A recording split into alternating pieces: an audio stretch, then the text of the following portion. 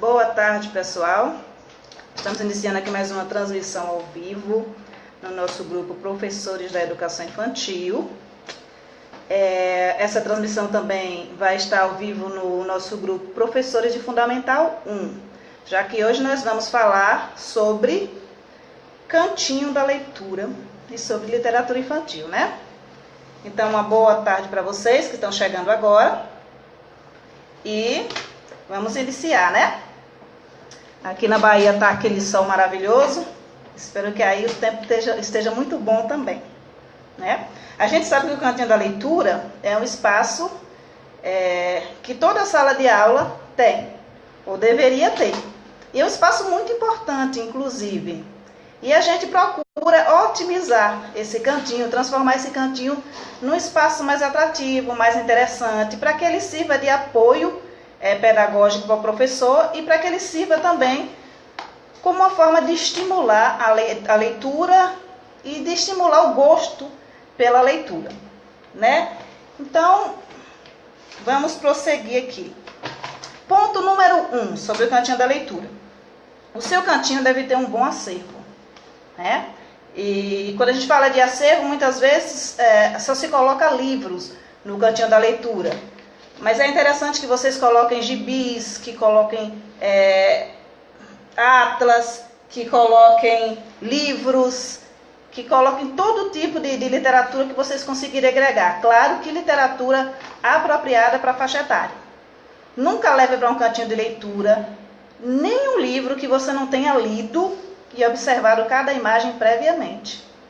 Algumas pessoas já tiveram problemas em levar livro para a sala de aula e não observar que não era um livro para determinada faixa etária, a criança levar para casa e ter sérios problemas com os pais, né, gente? Então, cabe atenção, é primordial que o professor tenha atenção nesse ponto, de só levar para o cantinho da leitura aquela literatura apropriada para a faixa etária.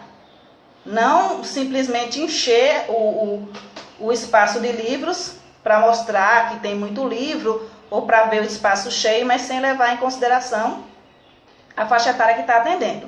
Então, muito cuidado aí. Coloquem dicionários, coloquem cartazes, sabe? Deixa o cantinho de vocês com um acervo bem legal, bem interessante.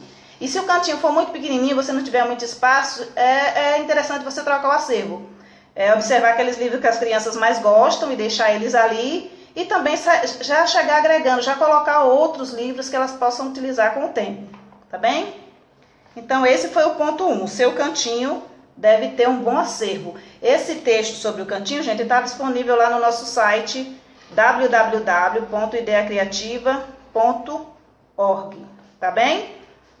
Mas aqui a gente vai discorrer um pouquinho mais a respeito do cantinho e da literatura infantil. O seu cantinho deve ser aconchegante. Ou seja, quando você pensa no cantinho, você deve pensar no espaço que a criança vai ler, em que ela vai gostar de ler.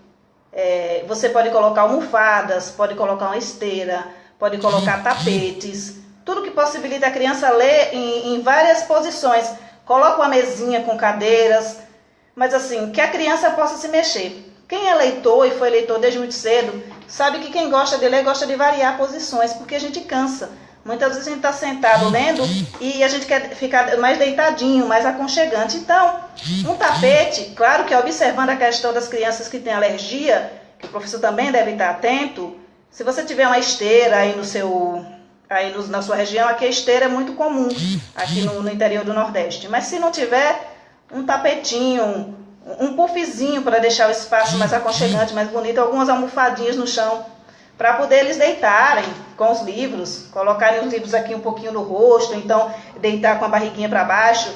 Então pense sempre nessa questão de deixar o espaço bem aconchegante, bem gostoso, para que a criança goste de estar naquele espaço, né? Quanto mais aconchegante, melhor, exatamente. Quanto mais aconchegante, melhor.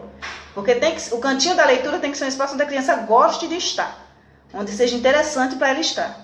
Onde ela vá sem que o professor tenha que levá-la para lá, ou tenha que mandá-la para lá. O cantinho da leitura, como eu sempre falo, não é um espaço para você utilizar, simplesmente vou colocar dentro do meu planejamento agora cantinho da leitura. Não, ele é um espaço que a criança deve ter acesso livre.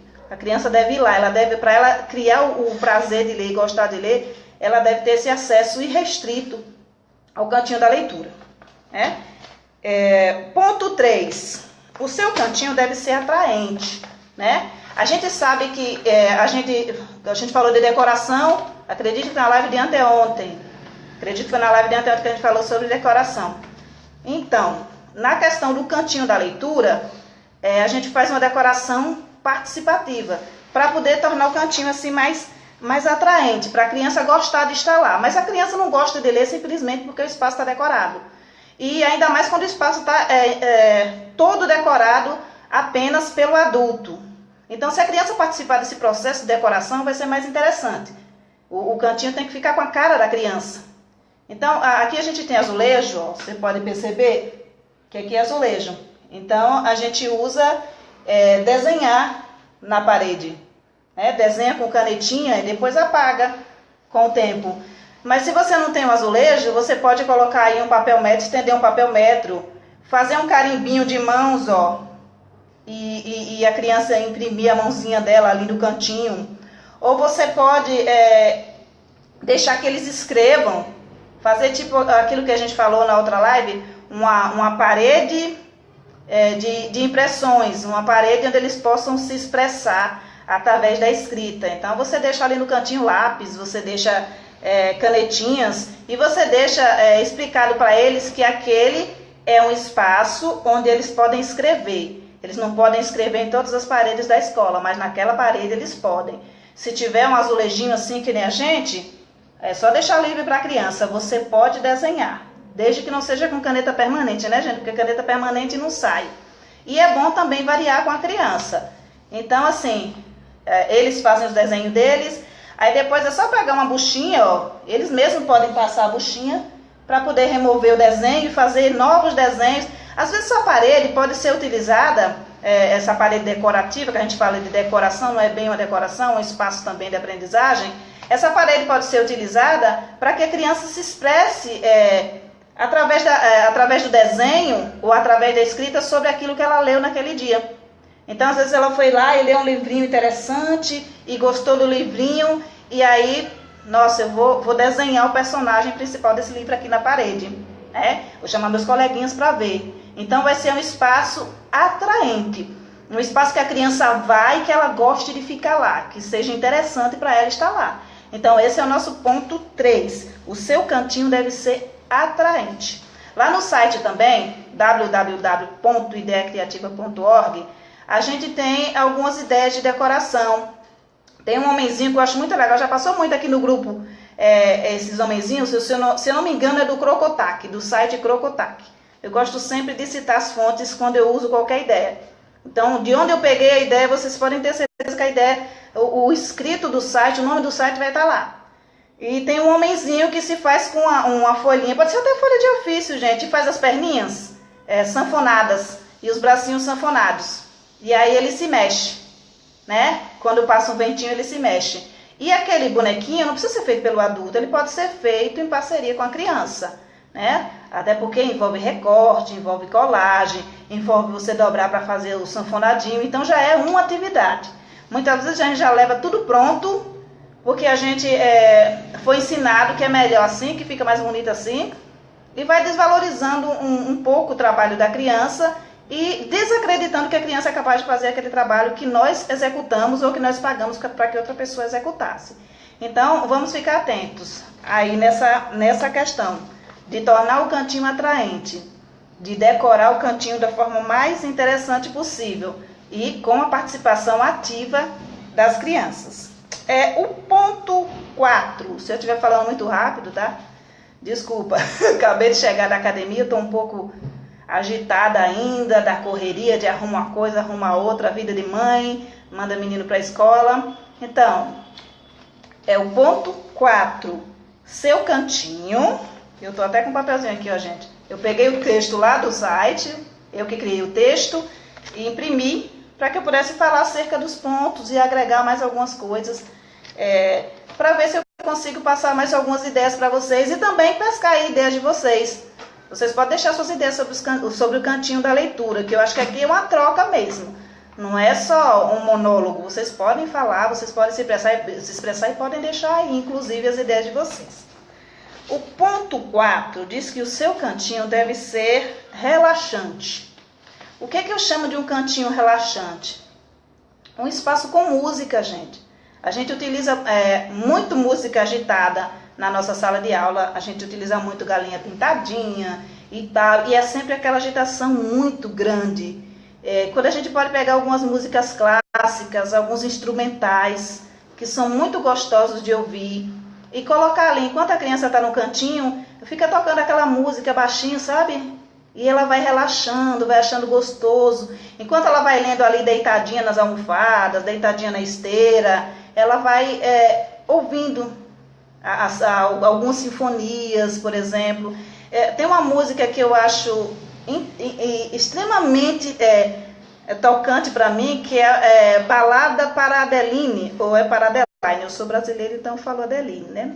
Balada para Adeline. Eu fiz uma peça teatral quando eu tinha 9 anos de idade e tocava essa música na peça. E eu internalizei e encontrei ela, acredito que uns 3 anos atrás, e eu disse, nossa, algo que fez parte da minha infância. E aquilo me emocionou de uma maneira tal, eu tinha 9 anos de idade. Né? E eu nunca mais tinha ouvido aquela música, porque na cultura da gente, cada cultura tem a sua música predominante, né? Aqui se toca muita rocha, axé e tudo mais. E eu sempre gostei muito de todo tipo de música variada. Meu padrasto, ele tinha muitos discos de vinil. Então, quando a minha mãe casou com meu padrasto, eu tinha 11 anos de idade, eu comecei a ter acesso a muito tipo de música diferenciado, que não era o tipo de música que a gente costumava ouvir aqui. E eu acho que assim, cabe a nós também, enquanto professores, proporcionar que a criança tenha acesso a outros tipos de música. E não apenas aqueles que ela escuta na casa dela, ou que ela escuta no carro na rua, ou no barzinho quando ela vai com a mãe dela, ou nos DVDs de música infantil. A gente também tem que agregar conteúdo a isso aí, conteúdo musical. As músicas instrumentais são assim espetaculares. Então, um pouco de Enya, sabe? Procura algo que vai relaxar, procura musiquinhas relaxantes para esse momento de leitura. Não musiquinhas que vai tirar o foco deles da leitura, entendeu? Mas apenas instrumentais, que vai envolvê-los ainda mais naquilo que está sendo lido. Esse é o ponto 4, gente. O seu cantinho deve ser relaxante. Então, se você puder levar um aparelhinho de som, né? E colocar lá no cantinho. Isso vale para as mães também. Ter um aparelhinho de som e colocar um fonezinho de ouvido. Essa questão do som também vale para que a criança também escute histórias em áudio. Lá no site, gente, tem o link para você ir até um espaço do portal do MEC e baixar histórias infantis. Esse conteúdo já foi divulgado por muitos cantos, já foi plagiado à torto e à direito. Mas eu publiquei, quando eu publiquei, eu informei, olha, esse conteúdo é do site tal. Para você baixar o conteúdo, você vai ter que ir até o site da pessoa ou do Ministério da Educação, no caso. Então lá tem diversas histórias. Se não me engano, tem mais de 100 histórias. Tem histórias da Mari do Eliar de França. São histórias assim maravilhosas para a faixa etária de educação infantil e 1º e 2º ano. Entendeu? Então você vai lá no site que você acha essas historinhas para baixar. E a criança que não souber ler, ou que no momento não quiser fazer uma leitura da imagem, vai poder ouvir a historinha no aparelhinho de som, sabe? E depois vai poder registrar o que ela ouviu. Vai poder falar para você a respeito da historinha que ela ouviu. Né? Então o cantinho da leitura deve ser um espaço assim, um espaço a ser utilizado, um espaço a ser amado. Um espaço que a criança goste de estar. Não um simples espaço que se faz, que se coloca ali por uma burocracia, porque a coordenação mandou, porque o supervisor disse que tinha que ser assim, ou porque a gestor mandou, a Secretaria da Educação disse que tinha que ser assim. Tem que ser um espaço atrativo, tem que ser um espaço com um bom acervo, tem que ser um espaço assim, relaxante e aconchegante para a criança, para que ela cresça percebendo que o ato de ler é uma coisa maravilhosa, né? Que há uma importância enorme no ato de ler. Então, esse foi o nosso ponto 4. O ponto 5, acho que até eu já citei anteriormente, o seu cantinho deve ser espaço de criação, né? De produção individual do aluno. Então, nesse cantinho que a criança vai escrever, vai ler, vai fazer a leitura de imagem, isso tem que ser prazeroso, Gabriela, exatamente. Ler tem que ser prazeroso, tem que ser uma coisa gostosa. Quando ela vai fazer essa leitura de imagens, ou ela vai fazer a leitura do texto, tem que ter um espaço para que ela produza. Então, deixa ali no espacinho, como eu citei que você pode ter uma cadeira e uma mesinha com lápis de cor, com hidrocor, com canetinhas, com lápis. Deixa ali no espacinho também folhas de ofício, para que ela possa escrever aquilo que ela pensou sobre a história, para que ela possa inventar um outro final para a história, para que ela possa desenhar sobre a história, para que ela possa criar personagens e criar outras histórias a partir daquela história, para que ela também compreenda que o ler não é só pelo ler. O ler serve para alguma coisa. O ler faz você viajar e faz você criar. Então, o cantinho da leitura precisa ser um espaço produtivo, um espaço de produção individual, tá? De cada criança. Então, a criança foi ali para o cantinho e ela leu, ela disse, eu queria fazer isso. Tem que partir também dela. Não tem que ser a gente impor, vá para o cantinho e quando você acabar de ler um livro, você desenhe. Não, deixa livre, deixa o espaço. Organiza o espaço, organiza o material e deixa a criança livre para aquela escolha. Se ela quer registrar na parede, olha lá a paredinha, bonequinhos, palitos, a gente tem uma árvore com maçãzinhas, não dá para ver direitinho, mas tem cestinhas nas mãos, porque assim, é para a criança expressar aquilo que ela quer, aquilo que ela gosta, aquilo que ela sentiu enquanto estava lendo. Então, leve em consideração essa questão aí, tá bem? Espaço de criação. Deixa a folha de produção textual com borda decorativa, se você preferir, se você gostar da coisa mais organizadinha. Ou deixa a lousa mágica, aquela lousinha, sabe, gente, que a gente faz com um pedaço de papelão. Coloca ali o papel, gente, esqueci o nome, papel contact. Você passa e a criança escreve e apaga, e desenha e apaga. Cada criança pode ter a sua lousinha. Lá no site, no meu outro site, www.jardimdafantasia.org, eu deixei um post ensinando como é que faz essa lousinha, tá? Que é uma lousinha mágica, que a criança escreve e desenha e depois ela apaga. Essa ideia eu vi da professora Ana Paula. E a professora Ana Paula viu de outra pessoa. De onde veio essa ideia inicial, a gente não sabe. Eu gostaria muito de saber para dizer, esta professora criou isto aqui. E que espetáculo que essa professora criou. Eu acho espetacular valorizar o trabalho do outro. Então, quando um professor me vem com algo e diz, nossa, eu fiz isso aqui, eu acho aquilo tão extraordinário que eu tenho que falar, olha, foi fulano que fez. E eu achei extraordinário que ela fez. E eu fiz também. Porque o que é bom, a gente vai copiando, vai agregando mais. O Machado de Assis dizia que uma ideia puxa a outra, né? E assim a gente faz revoluções, e assim a gente muda o mundo, com a ideia sempre puxando outra. A gente tem aqui o ponto 5. O seu cantinho deve ser espaço de valorização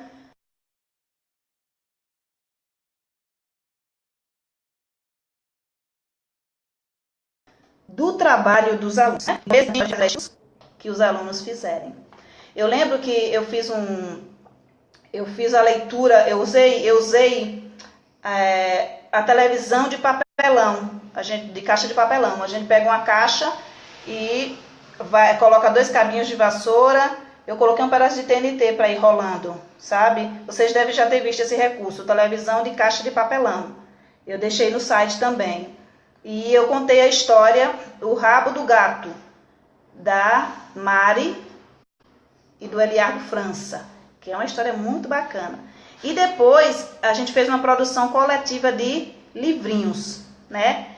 Eu juntei grupos de 4 alunos e cada um ficava responsável por colorir determinada parte do livrinho.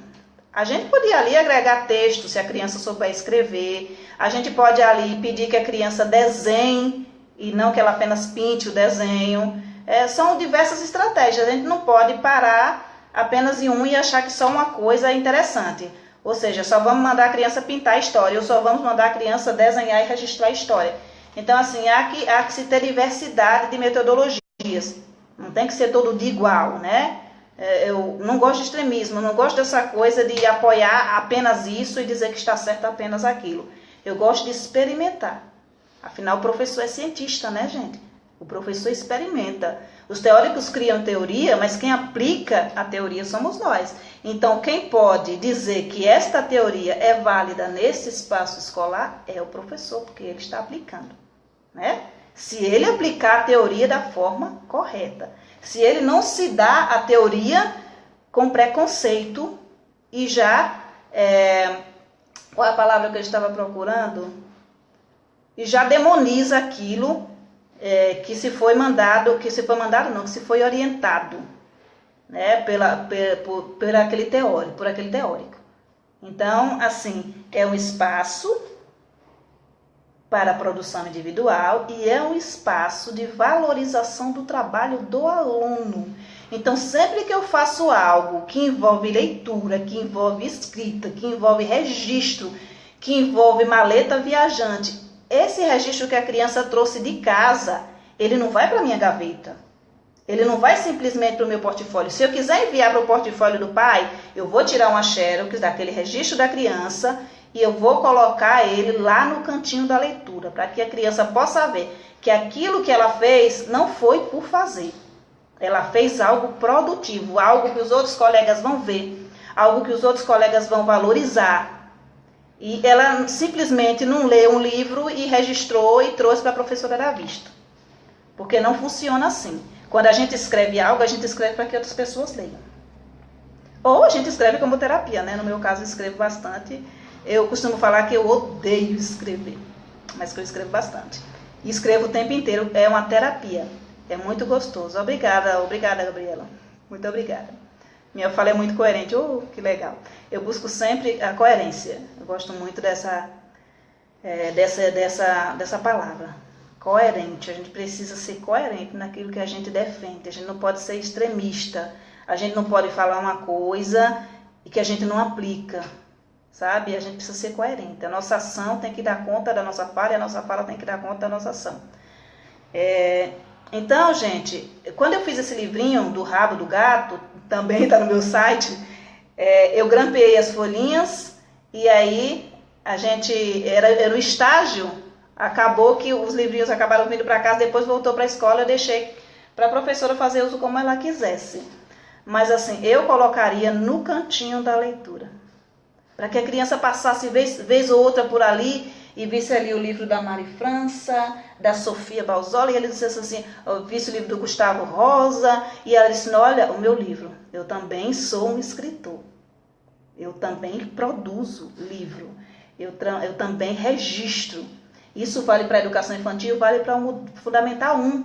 Quando você pede que a criança faça uma produção de texto acerca de determinado assunto, e você deixa lá no caderno dela, você não está valorizando o processo de produção daquele aluno. Então, valorize com cada erro que tem ali. Se você não quiser colocar muitas folhas, pega as folhinhas que eles produzirem, sabe? Xeroca tudo. Faz coloca uma espiral e encadernar e deixa ali. Aqui é o livro da produção da turma. Então, a cada mês a gente pega aqui 20 produções, 50 produções e vamos colocar aqui. Sem também ficar taxando as melhores produções e as piores produções, porque escrita é algo muito pessoal. Então, às vezes, o que eu escrevo para você não é interessante de ler, mas para o outro é uma coisa maravilhosa. Eu me identifico muito com a fala de Paulo Freire por conta da coerência que eu vejo na fala dele. Então, tudo que eu for ler de Paulo Freire, eu vou ler com prazer, eu vou ler com gosto terrível. Vai parecer que eu estou comendo uma comida boa. Mas em contrapartida, se eu for forçada a ler algo que eu não gosto de ler, um gênero que eu não gosto de ler, eu estou tentando aqui lembrar, gente, qual é o gênero que eu não gosto de ler. Porque assim, eu gosto muito de ler. Eu acho a leitura uma coisa assim espetacular. Talvez eu não goste de ler bula de remédio, entendeu? Então, bula de remédio eu já não vou ficar muito feliz de ler. Mas assim, Cada pessoa tem a sua forma de escrever diferenciada. Há muita pessoalidade no ato de escrever. Então você pode dizer, essa produção aqui não é boa, essa história aqui é horrível. E o outro dizer, nossa, que história maravilhosa, que história gostosa de ler, que escrita gostosa que essa pessoa tem. Né? Muita gente odeia ler Paulo Freire, por conta de achar muito difícil, muito complicado. Eu também acho muito complexo ler Paulo Freire, porque quando eu leio Paulo Freire, eu leio a primeira frase e eu fico ali. Então eu não termino de ler um livro de Paulo Freire com menos de um mês. Não tenho condições, porque eu leio, releio e eu paro refletindo em cada frase que ele fala. Porque cada frase que eu leio é algo assim espetacular. Eu sou capaz de passar um ano lendo um livro do Paulo Freire. Inclusive eu tenho um aqui, ó, Vida e Obra de Paulo Freire, né? Que é um livro assim, ó, que eu não acabei de ler ainda. Eu devo estar com ele há 4 anos. E são pessoas falando sobre Freire e alguns fragmentos da obra de Freire que eu me vejo parada refletindo sobre e eu tenho que, sabe, parar um pouco para poder ruminar aquilo, para poder, sabe, é muito gostoso de ler Paulo Freire, mas eu não termino antes de um mês e às vezes eu passo anos para poder terminar uma leitura, porque para mim é uma leitura gostosa. Então, às vezes você desconsidera a escrita do seu aluno e diz que a produção de texto dele não é interessante, mas você tem que ver também que é a pessoalidade dele, é a característica pessoal dele que está ali sendo colocada no texto e que pode não estar tão bom hoje em termos de ortografia ou em outros termos, mas que lá adiante vai ser uma coisa, sabe, que ele vai desenvolver e que ele vai aprender a fazer mais e melhor, tá bem? Então, gente, espaço de valorização do trabalho do aluno. Sempre valorize o tempo inteiro o trabalho do aluno. O cantinho da leitura deve ter o trabalho e as impressões do seu aluno, para que ele goste de estar ali. O ponto 7. O seu cantinho deve ter uma galeria de fotos de seus alunos lendo. Eu acho imprescindível esse ponto. Apesar de muita gente achar, nossa, não tem necessidade nenhuma. Mas assim, logo ali no início, em que você fez o cantinho, em que você percebeu que tem algum, sabe, envolvido naquela leitura, com aquele ar gostoso de quem tá ali, sabe, embebido naquela leitura, tire uma foto, registre esse momento, gente. E deixa lá no cantinho, para que ele se veja, para que ele se perceba lendo. Para que ele observe, nossa, eu estou lendo, né? A professora está valorizando esse momento de eu ler. Ainda que as pessoas digam, mas educação infantil eles não leem. Eles leem sim, eles leem as imagens.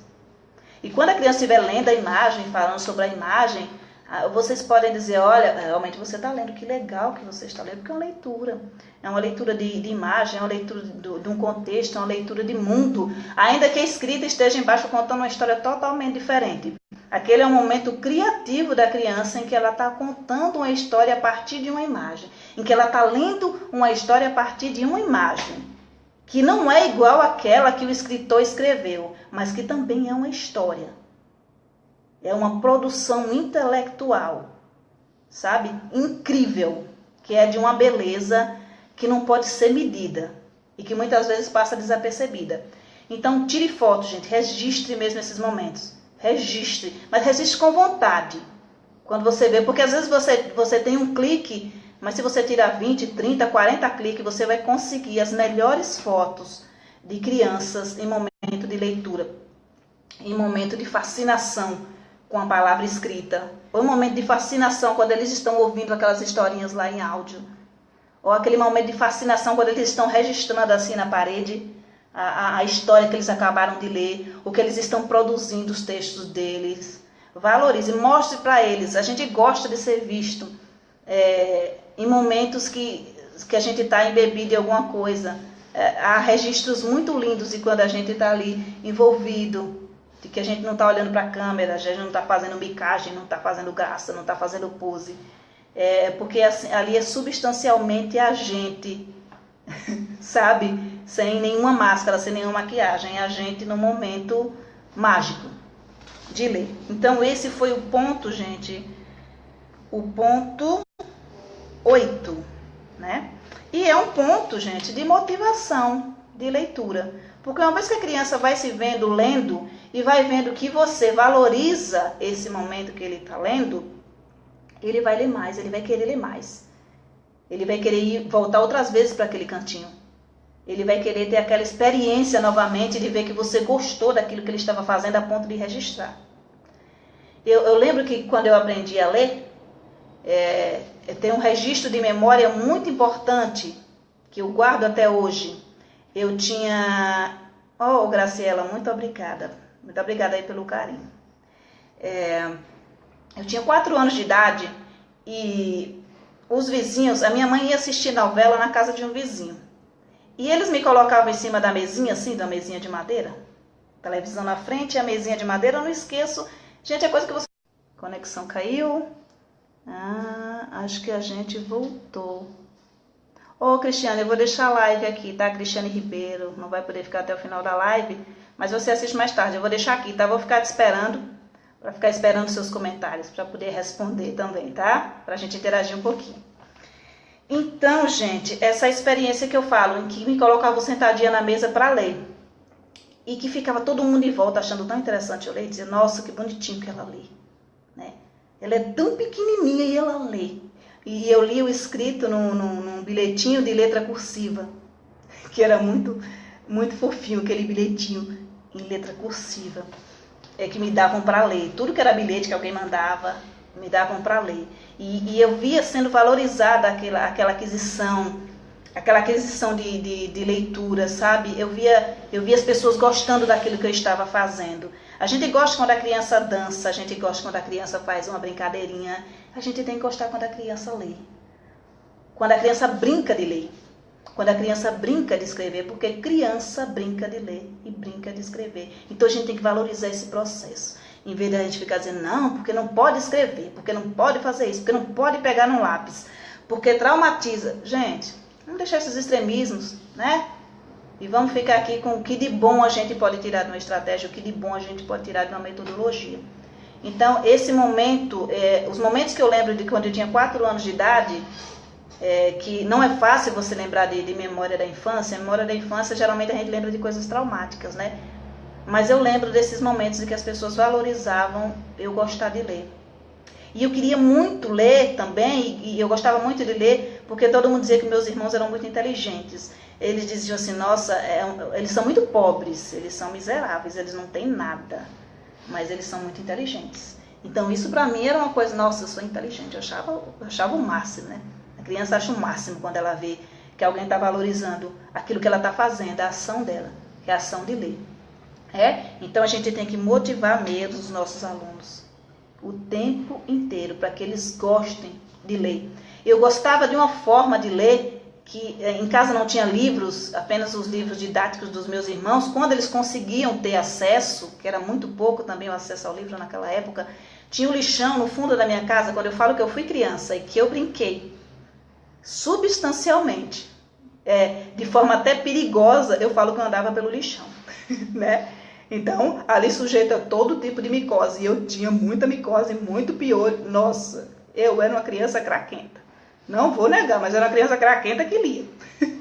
Então, quando chegava no lixão, que eu encontrava uma página de livro, uma pagininha de livro, um pedaço de gibi, que eu não ia saber qual era o final da história. Mas eu ficava numa felicidade sem medida. Eu trazia aquilo para casa como um tesouro. Cada página de livro, de história que eu encontrava era um tesouro para mim. E eu era uma criança, muito pequena, que não tinha acesso a livro, nem na escola, né? Eu lembro que a primeira vez que eu tive acesso a um livro meu, um livro que eu pude chamar de meu, eu tinha 9 anos de idade. Era um livro didático, mandado pelo Ministério da Educação, e ele tinha as quatro disciplinas. E o primeiro texto desse livro era Aquarela, do Toquinho. Era esse o nome do texto, do primeiro texto do livro. E eu saí com aquele tesouro da sala de aula com uma felicidade que vocês não podem imaginar a felicidade que eu fiquei quando eu peguei aquele livro. Porque desculpa. Eu ainda lembro do livro. Era um livro amarelo, ele era grosso. E quando eu cheguei em casa, eu li todo ele, até o fim. Eu tinha 9 anos de idade. E ler para mim era muito importante. E era muito mágico. E a professora disse, olha, toma cuidado com esse livro, porque o ano que vem, esse livro vai ser de outra pessoa. Então eu sabia que aquele livro seria meu por um curto período de tempo. Mas o tempo que ele fosse meu, ele seria meu, assim, potencialmente. Porque eu amava realmente leitura. E não tinha sexo. Então quando chegou em casa, eu falei, como é que a gente vai forrar esse livro, né? Porque não tinha mesmo, não tinha plástico para forrar o livro. E eu queria muito forrar com plástico grosso, mas não dava, né? Porque não tinha. Então minha irmã pegou uma sacolinha dessas de supermercado e forrou o livro. E aquele era o meu tesouro, para onde eu ia. Eu levava aquele livro. Era a minha paixão naquele livro, né? Lia a história, relia, lia novamente, lia de novo, relia de novo. Entende? Então a leitura e o acesso ao livro, a gente cria esse gosto pelo lido, pelo livro e pela leitura, estimulando a criança, motivando a criança. Dizendo para ela, olha, é importante para você, é importante para mim que você leia para mim. É importante para mim pegar você aqui aos 4 anos de idade, colocar em cima de uma mesinha, lhe dar uma folhinha escrita e dizer, lê para mim. Nossa, que coisa maravilhosa, que é a minha melhor lembrança da infância. A Marli está dizendo que as crianças hoje elas ganham game, livros e não dão valor. Mas às vezes não é que a criança não dá valor ao game e aos livros, às vezes é que a gente não motiva a criança, não diz para ela que é importante aquilo ali. A gente dá por dar, né? E o livro era importante para mim porque eu não tinha. Porque minha mãe não podia comprar, porque eu não tinha acesso. Não tinha como ter acesso. O acesso que eu tinha era quando eu conseguia achar um no lixo, ou quando eu conseguia ir na casa de um vizinho e alguém ler. Eu li os Músicos de Bremen na casa de uma vizinha minha. E, nossa, eu sou apaixonada pelos Músicos de Bremen. É uma história que eu acho espetacular. A primeira vez que eu li Cinderela, eu achei Cinderela no lixão, né? E aí eu tenho até um relato a respeito de Cinderela, porque quando eu li aquele livro, era um livro azul, era de capa dura, não sei como é que jogaram aquele livro no lixo, até hoje eu me pergunto. E tinha umas... Ai, gente, como é que eu posso dizer? A página estava um pouco rebitada, a capa, né? Tinha umas imperfeições no livro que eu achei no lixo, com a capinha azul, aquele azul mais clarinho, assim, tipo meu esmalte de unha, um pouquinho mais clarinho. E aquele livro eu li e no final do livro aparecia o príncipe tinha o cabelo crespo. Eu escrevi um texto, Príncipe de Cabelo Crespo, porque assim, para mim, enquanto criança que só via príncipe de olho azul e de cabelo loiro, eu achei assim, nossa, um príncipe de cabelo crespo. Você vê como é que a gente internaliza o racismo também?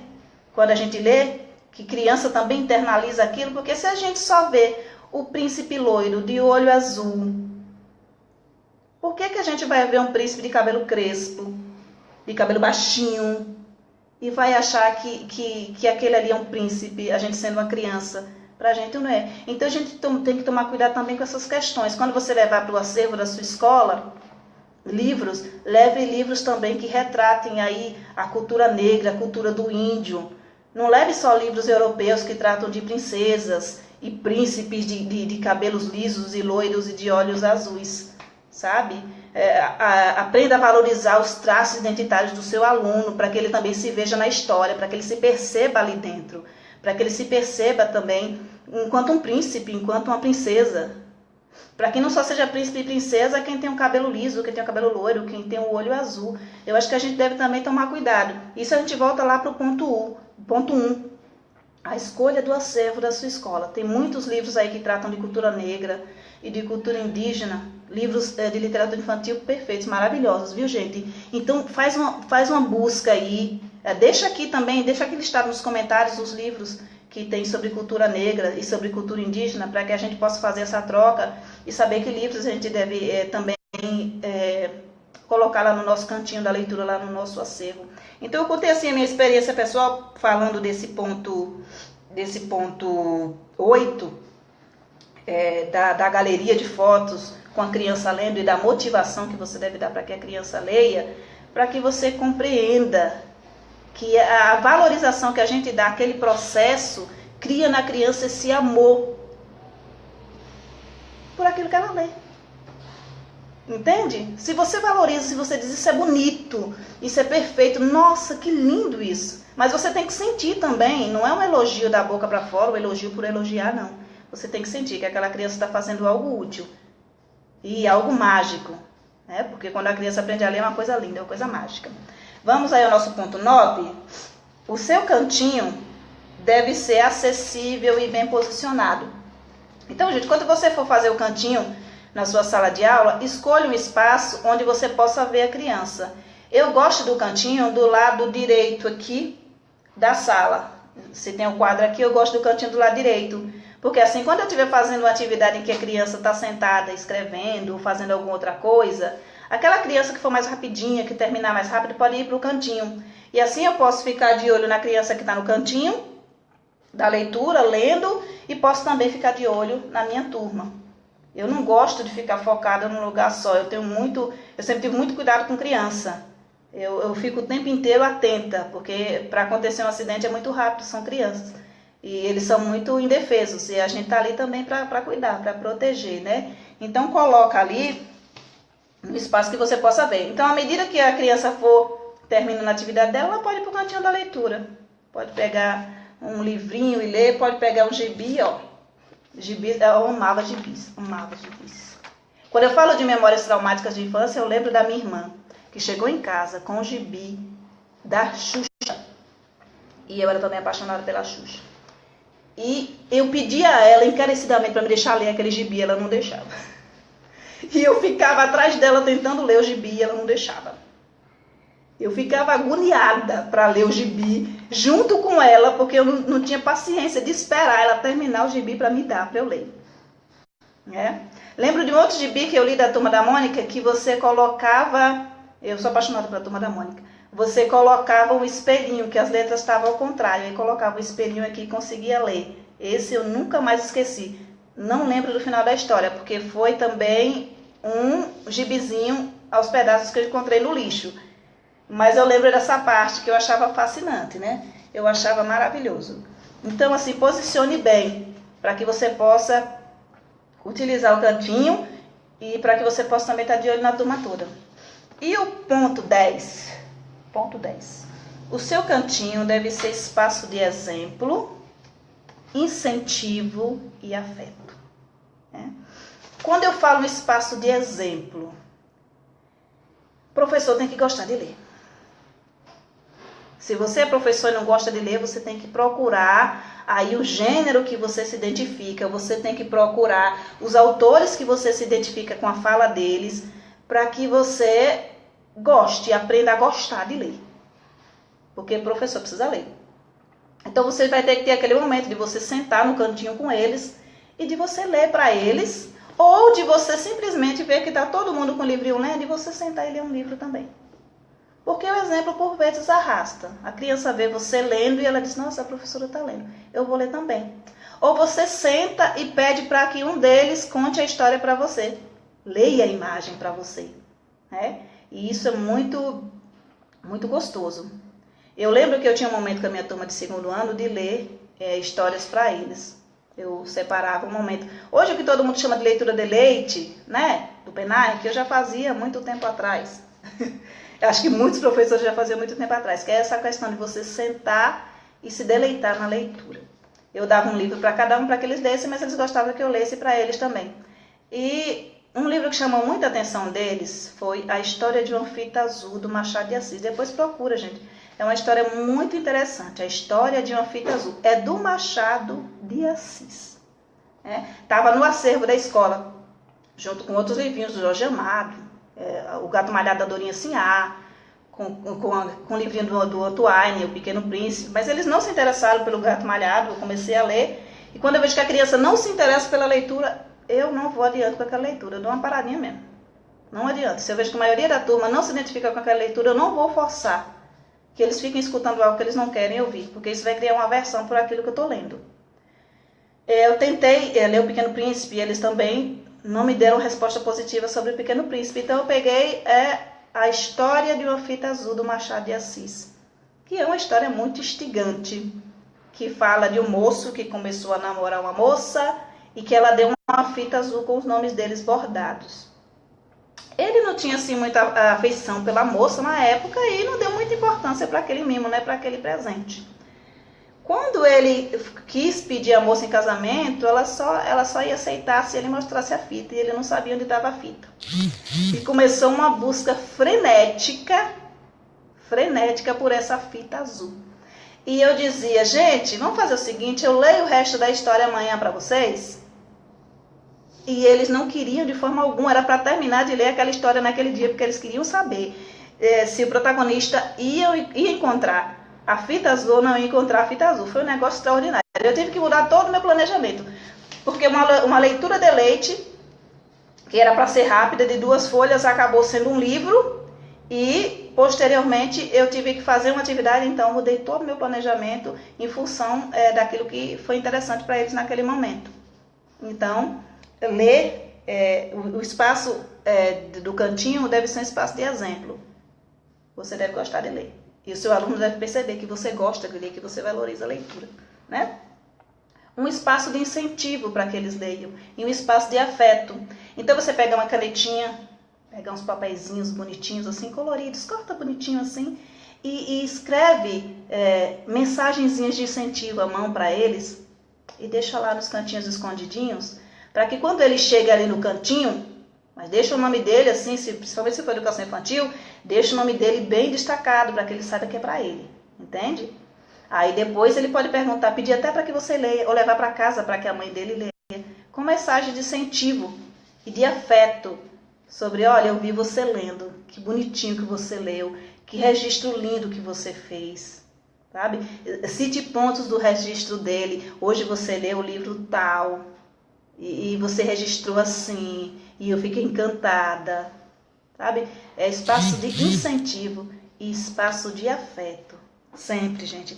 Não deixe que os dissabores do dia a dia matem em você o seu gosto por estar ali na sala de aula. Você tem que ser um professor amoroso, um professor afetivo, porque senão a sua prática descamba no nada. Eu acho que se você está dentro de uma sala de aula e você não tem amor pela sua prática pedagógica e você não tem amor pelos discentes, você não está no espaço correto. Para você ser professor de educação infantil, principalmente educação infantil, para lidar com criança, você precisa amar aquilo que você está fazendo, fazer com competência, fazer com amorosidade, fazer com esforço, você deve fazer com prazer.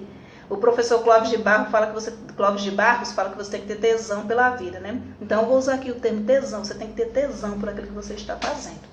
Senão, não tem por que você fazer. É fazer por fazer? Fazer por fazer, quando você não está influenciando vidas, quando você não está mudando a estrutura mental de crianças, quando você não está castrando, quando você não está traumatizando ninguém. Fazer por fazer já é ruim. Avalie você fazer por fazer no espaço de educação infantil. Então não faça por fazer não, faça bem feito, faça com prazer, faça com alegria. Você não vai adoecer nunca se você fizer com prazer e com alegria. Apesar dos dissabores, apesar dos salários baixos, da infraestrutura terrível que a gente tem, da supervisão que quer quebrar a nossa autonomia muitas vezes, do coordenador que quer mandar nas nossas salas de aula muitas vezes, do gestor que quer dar pitaco no nosso fazer pedagógico, do pai de aluno que fala aquilo que não viu. Apesar de tudo isso, quando você colocar o seu pé na sala de aula, coloque o seu pé na sala de aula com muito amor pelos seus alunos. E com muito amor por aquilo que você vai estar fazendo. Porque se você tiver amor, esforço e dedicação, ninguém para você não. Não tem como você ser um professor medíocre se você ama aquilo que você faz. Agora, se você não ama pessoas, se você não ama criança, você está no ramo errado. Então aí acho que é melhor sair, vender um sacolé na rua, fazer alguma coisa assim. Eu já vendi, viu, gente? Já vendi, aqui a gente chama de geladinho. Já vendi suco na feira. Eu já fui pro lixão catar reciclagem. Eu já fui garçonete. eu já vendi beiju. Gente, eu já fiz de um tudo na vida, né? Quando eu saí, já vendi DVD. E quando eu saí do espaço de exploração, que eu simplesmente disse, hoje eu vou sair do sistema. Eu sou uma pessoa que eu sou muito de bater o pé, eu sou muito de confrontar quando eu vejo que algo está sendo feito de forma errada, né? Hoje até com mais cuidado, eu já fui mais ácida nas minhas colocações, mas assim, eu pensei, eu não quero fazer parte do sistema. Talvez algum dia eu volte para o sistema, mas eu não quero fazer parte do sistema de uma prefeitura que explora, de um empregado, de um patrão que explora o professor. Quando eu vejo um professor me dizer que entra na escola às 8 da manhã para sair às 19 horas da noite, às 7 horas da noite para ganhar R$900, eu penso que a pessoa que está por trás explorando, enriquecendo, não deve ser um professor, e muitas vezes é. Muitas vezes é alguém formado na área, muitas vezes é um pedagogo. Quando me perguntam por que eu não abro uma escola, primeiro que eu não tenho dinheiro, né? Ponto, não tenho dinheiro. E segundo que eu não acho que eu tenho essa competência toda para abrir uma escola. Eu não sou daquelas pessoas que acham que eu tenho uma competência incrível, que eu sou uma pessoa extraordinária, não. Eu sou uma pessoa na média, para mim o meu conhecimento é na média. Eu gosto de refletir e gosto de ouvir as pessoas. E acho que eu aprendo muito com as pessoas. Mas sim, eu não vou abrir uma escola para pagar menos do que eu piso para um colega meu. De forma nenhuma. De forma nenhuma. Eu não pago uma empregada doméstica para limpar a minha casa porque eu não posso assinar a carteira dela, eu não posso pagar o que é justo para ela. Então, se for para explorar, eu não faço nada.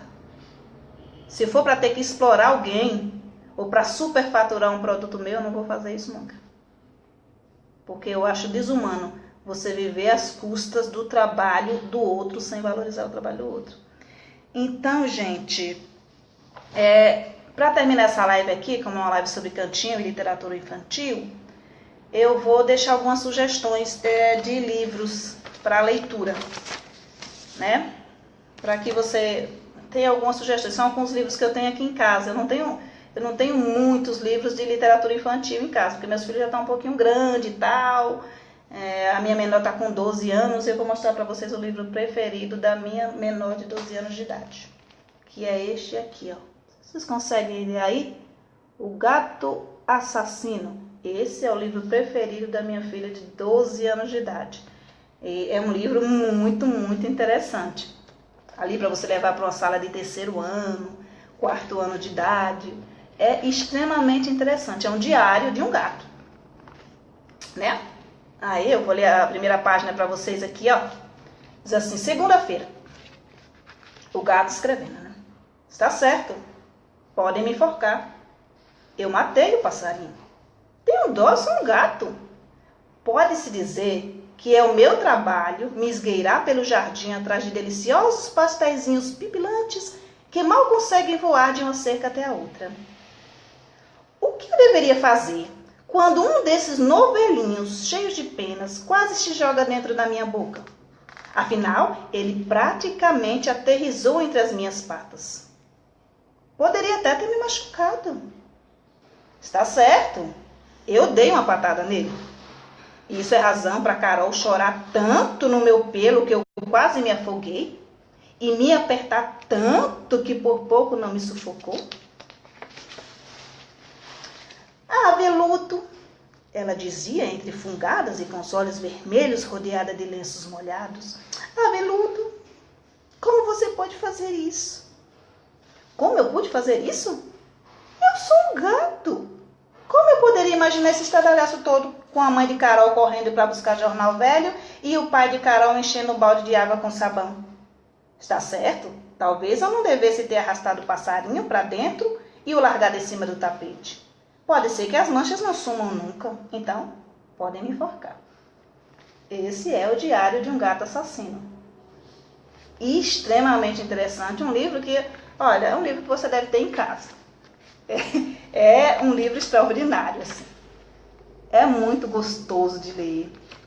A minha filha gosta de ler pra gente à noite.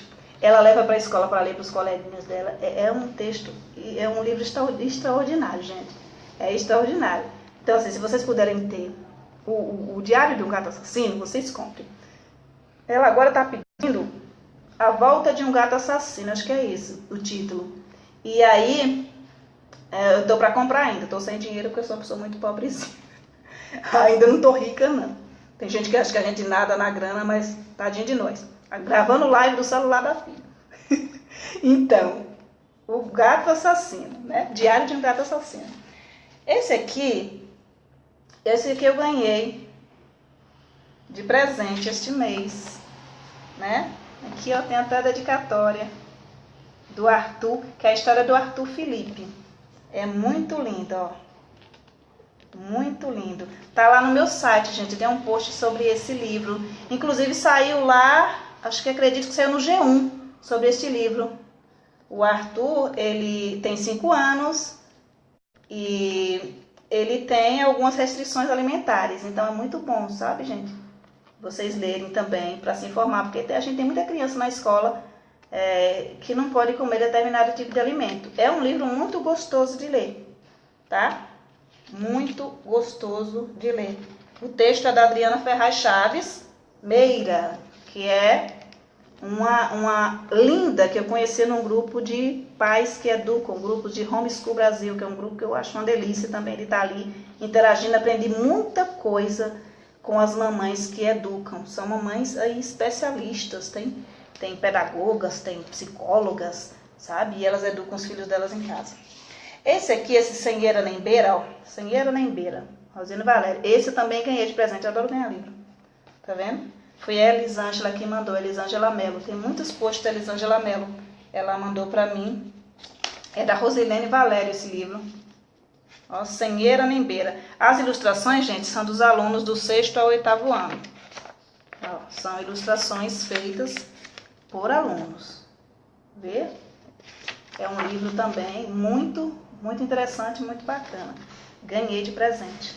Amo, amo, amo de paixão. Esse aqui o nosso colega Eliton mostrou ontem, ó, na live dele. Foi um presente do Eliton e da Eliane Zago, da esposa do Eliton, com dedicatória e tudo. Adoro livrinho com dedicatória. É um prazer. Muito lindo o livro, tá, gente, do Eliton. Muito lindo mesmo. Vale a pena aí você levar para sua sala de aula. Muito gostoso.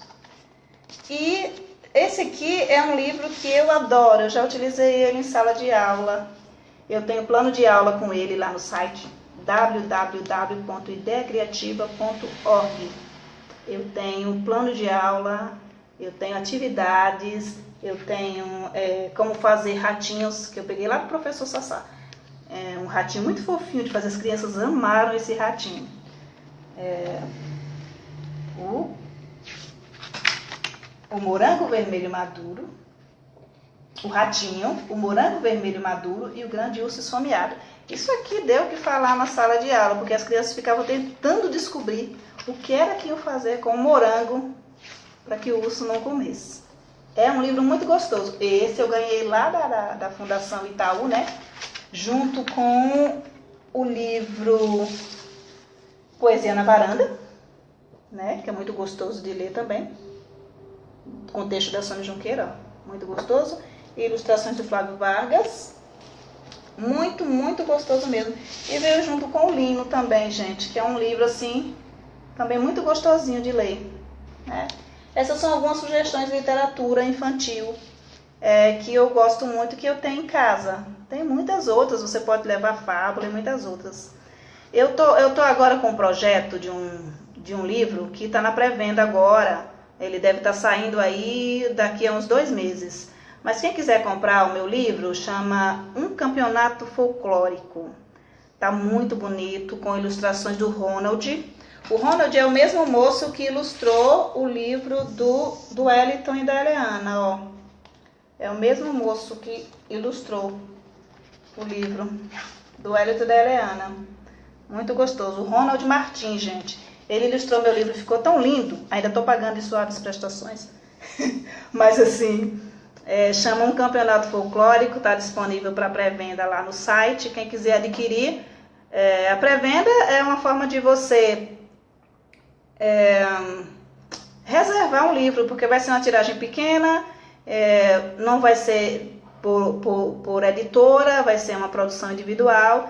Então, assim, quem quiser garantir um exemplar aí do livro, que talvez eu faça uma tiragem só de 100 ou de 200, só entrar em contato comigo também, pelo inbox ou pelo WhatsApp, tá? Eu agradeço muito a participação de todos vocês aí nessa live. Eu sei que é um momento bem complicadinho, porque tem gente saindo da escola, né? E tem gente chegando da escola, e aquela correria, não dá muito para você parar para ouvir. Mas eu vou deixar essa live aqui no grupo, para que vocês possam assistir depois. E aí, gente, eu vou criar um canal lá no YouTube, só para a gente colocar as nossas lives aqui do grupo, porque no meio de tanto post elas acabam se perdendo.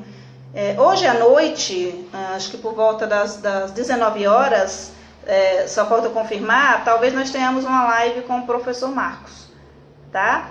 Então aí já vai reservando aí um tempinho na sua agenda para você assistir mais uma live aqui do grupo Professores da Educação Infantil.